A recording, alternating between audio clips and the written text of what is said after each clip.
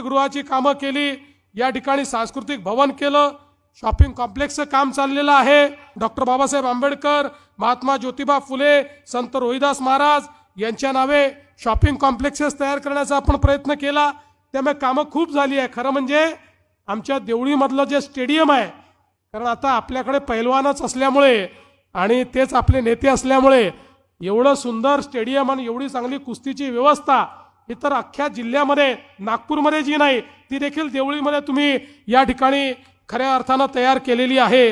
एवढंच नाही तर प्रशासकीय इमारतीचं काम केलं आहे, आपल्या आधुनिक व्यायामशाळा आपल्या इंडोर स्टेडियमला आहे, कबड्डीच्या मॅचचं काम आपण या ठिकाणी केलेलं आहे। त्यामुळे मला असं वाटतं की वेगवेगळ्या पद्धतीनं यापूर्वी देखील मोठ्या प्रमाणात विकास करण्याचा प्रयत्न झालेला आहे। आदिवासी मुलामुलींसाठी शासकीय वसतिगृह असेल, या वेगवेगळ्या माध्यमातनं आपण आपल्या मुलांच्या शिकण्याची व्यवस्था देखील करतोय। आणि एवढंच नाही तर आमच्या लाडक्या बहिणींच्या बचत गटाकरता बचत गट भवन देखील या ठिकाणी तयार होत आहे। त्यामुळे सर्व प्रकारे आमच्या मुलींना, महिलांना त्या ठिकाणी जो काही मदत आहे ती मदत ही देण्याचं काम आपण करणार आहोत।